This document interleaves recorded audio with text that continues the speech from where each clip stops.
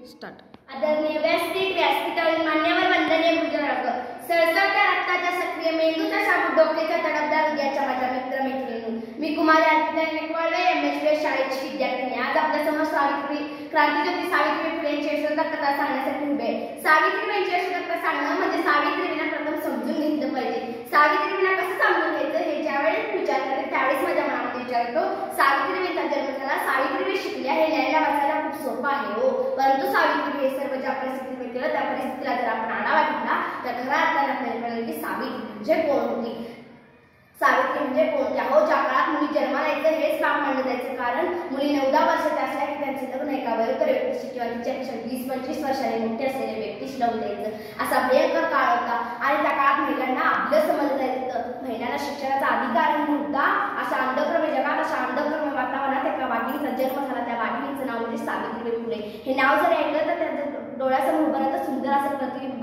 सावित्रीबाईंनी आपला अख्खा आयुष्य खर्चिकीला घातला, आपला अख्खा आयुष्य प्राणाला लावलं. अशा पद्धतीने 3 जानेवारी 1831 रोजी महाराष्ट्रातील सातारा जिल्ह्यातील नायगाव येथे त्यांचा जन्म झाला. वडिलांचे नाव खंडोजी, बाईचे नाव लक्ष्मीबाई अशा यांच्या पोटीशी जन्म झाला. त्यांचाही रूढी परंपरानुसार विवाह झाला आणि त्या एका बाजारात गेल्या होत्या. बाजारात जिलेबी खात होते. जिलेबी खात असताना तेथूनच एक ख्रिश्चन गृहस्थ जात होता. ख्रिश्चन गृहस्थाने त्यांना ख्रिश्चन चरित्र नावाचे पुस्तक भेट दिला. ते सावित्रीबाईंनी घेतलं व म्हणू लागले की या पुस्तकामध्ये तर मला काहीच येते, तर या पुस्तकामध्ये मला समजलं पाहिजे असं त्यांच्या मनामध्ये जिज्ञासा निर्माण झाली. ती जिज्ञासा म्हणजे सावित्री होय असं सावित्रीबाईंना वाटतं. सावित्रीबाई व ज्योतिबा फुले यांनी कर्मठ लोकांना जुमाडले. सावित्रीबाई आपल्या पतीला म्हणजे ज्योतिबा फुले यांना साथ दिली आणि म्हणूनच तर ज्योतिबा फुले यांनी आपल्या पत्नीला म्हणजे सावित्रीबाई फुले यांना शिक्षण शिकवलं, लिहायला वाचायला शिकवलं. सावित्रीबाई म्हणूनच तर सावित्रीबाई म्हटलं तर पहिल्या शिक्षक असे म्हटले जाते. सावित्रीबाई म्हणतात की सावित्रीबाई व ज्योतिबा फुले शिक्षणाचे घरोघरी जातात, शिक्षणाची महती समजून शिक्षणाचे महत्त्व पटवून देत असताना 1 जानेवारी 1848 रोजी त्यांनी पुणे येथील बुधवार पेठ येथे महिलांसाठी पहिली शाळा काढली व स्त्री शिक्षणाचा मुहूर्त बजावली आणि स्त्री शिक्षणाचा वसाच घेतला होता. अहो त्यांनी अज्ञान दूर करण्याचे ठरवले होते. सावित्रीबाई ज्योतिबा फुले यांनी महिलांसाठी शाळा काढली व सावित्रीबाई शिकवायला जात होत्या मुलींसाठी, तर त्यांच्या अंगावर चिखल माती फेकून मारत असं सावित्रीबाई परंतु आपल्या ध्येयाचे एकनिष्ठ व कर्मनिष्ठ होत्या. त्या डगमगल्याने घाबरल्याने त्यांनी त्यांचं कार्य करतच राहिल्या. सावित्रीबाई असं म्हणतात की जर तुमच्या सर्वांनी गुणामध्ये वाढ करायची असेल तर तो धर्म कोणता म्हटलं तर तो धर्म विद्याधर्म. सावित्रीबाई असं म्हणतात की जर तुमच्या विद्या देणारा आणि विद्या घेणारा याचे एकत्रित केलं तर माणूस बनतो, विद्या देणारा आणि विद्या घेणारा याचे एकत्रित केले तर माणूस बनतो. याचे स्पष्टीकरण देऊ इच्छिते मी.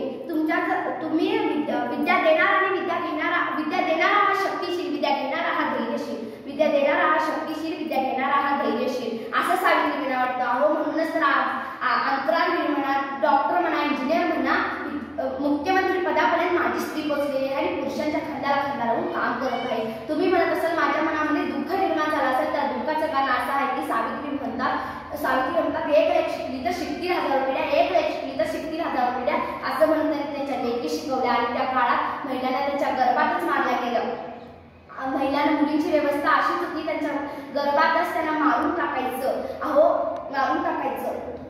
असा भयंकर काळ होता त्या काळात. आणि आपल्या हेच उदाहरण आपल्या जर घरातलं घ्यायचं म्हटलं तर एक साधा बल्ब जरी लावायचा असला तर घरात म्हणतात अगं तू नको लावू, तुला आणि जमणार, ज्यावेळी दादा येणार तेव्हा तो बल्ब लावेल. जर असं आई वडील असं आपल्या घरात करत असतील तर त्यांना थांबू दिलं पाहिजे असं सावित्रीबाईंना वाटत होतं.